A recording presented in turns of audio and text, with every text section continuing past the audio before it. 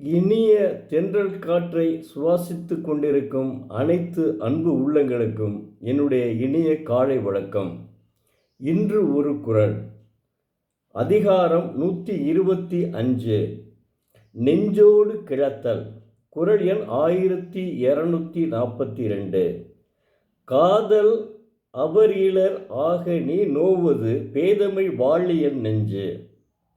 தெய்வப்புலவர் திருவள்ளுவர், என் நெஞ்சே வாழ்வாயாக, அவர் நம் கண் காதலிராகவும் நீ அவர் வரவு நோக்கி அருந்துவதற்கு ஏது, நின் பேதமையே பிரிதில்லை என்கிறார். அதாவது சுருக்கமாகவும் விளக்கமாகவும் சொல்கிறேன். என் நெஞ்சே வாழ்க, அவர் நம்மிடம் காதல் இல்லாதவராக இருக்க நீ மட்டும் அவரை நினைந்து வருந்துவது உன் அறியாமையே என்கிறார். ஏன்னா அற்புதமாக அதுக்கு சொல்கிறார் பாருங்க. நெஞ்சே வாழ்கன்னு சொல்லிட்டு சொல்கிறார். உண்மையை நெஞ்சுனா இதயம்தான், இதயமே காதல் தான். அதுதான் அப்படி சொல்கிறாரு. அடுத்து ஒரு அதிகாரத்தையும் பார்ப்போமே. அறத்துப்பால். அதிகாரம் 1, கடவுள் வாழ்த்து.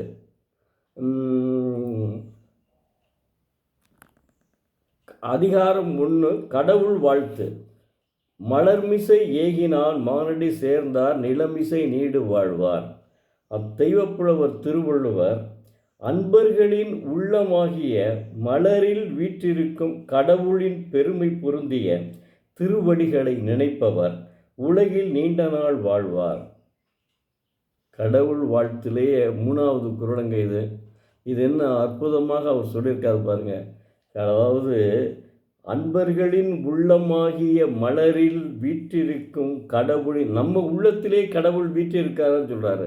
உள்ளத்திலே வீற்றிருக்கும் கடவுளின் பெருமை பொருந்திய திருவடிகளை நினைப்பவர். அந்த டெய்லி தினந்தோறும் கடவுளை வணங்கிவிட்டு ஒருவன் வணங்கிவிட்டு நான் குளிச்சு கடவுளை வணங்கிவிட்டு சாப்பிட ஆரம்பித்தால் நிச்சயமாக அதாவது நமக்கு நீண்ட ஆயுள் கிடைக்கும். அதில் ஒன்றும் மாற்றமே கிடையாதுங்க. என்னை பொறுத்தளவுக்கு நான் இறைபக்தி உள்ளவன்.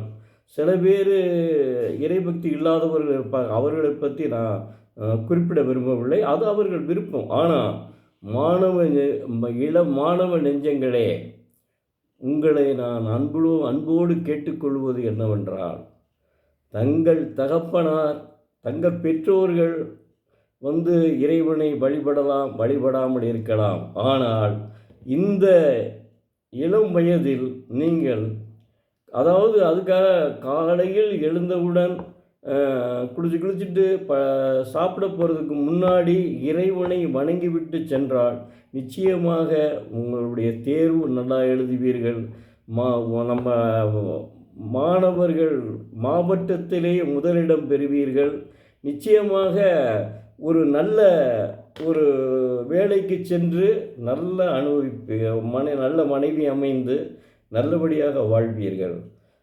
இதை நீங்கள் தகப்பனார்ட்டையோ தாயிட்டையோ கேட்க அவசியம் இல்லை. நீங்களே முடிவெடுத்துக்கிறீங்க.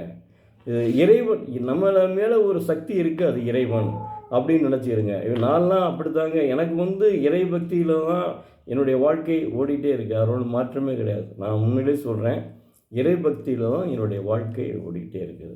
நான் மதுரைக்கு வருவனாவே தெரியாதுங்க. நான் ஒரு கிராமத்தில் பிறந்தவன், பரமக்குடிக்கு பக்கத்தில். நமது கமலஹாசன் இருக்கார்ல, பத்மஸ்ரீ கமலஹாசன், அவர் ஊருக்கு அருகிலே அவர் அண்ணன் எங்கள் ஊருக்கு பேசியிருக்காரு. சாருகாசன் அவங்க அப்பாவை நான் பெரும்பாலும் நான் பள்ளிக்கூடம் விட்டு போகையில் டெய்லி பார்க்கறது வாய்ப்பு உண்டு, சீனிவாச ஐயங்கார். ஏன்னா எதுக்காக சொல்கிறேன்னா, நான் உண்மையிலே முதல்ல இங்கே தான் பரீட்சை எழுதினேன், தேர்வு எழுதினேன். என்ன தேர்வு எழுதினேன்னா, பேங்க் ஆஃப் இந்தியாவில் ஒரு தேர்வு வைத்திருந்தார்கள்.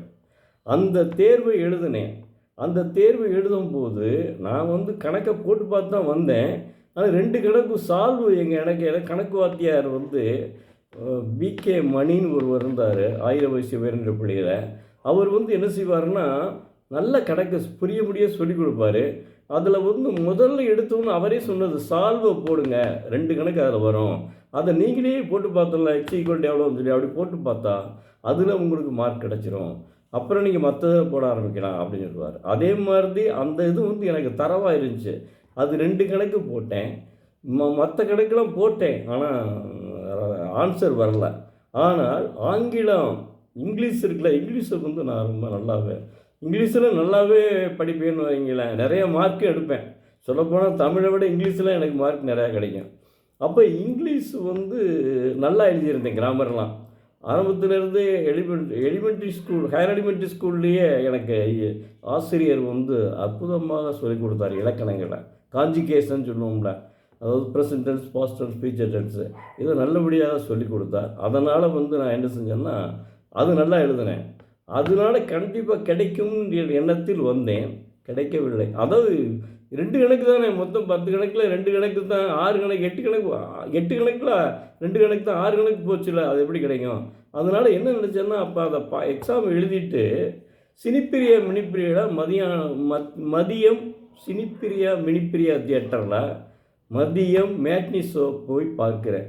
அதாவது இருட்டுக்குள்ளே புகையில தடவி தடவி போய் ஆனால் தடவி தடவி போய் உட்காந்து யார் பக்கத்தில் உட்காந்து என்னன்னு தெரியல.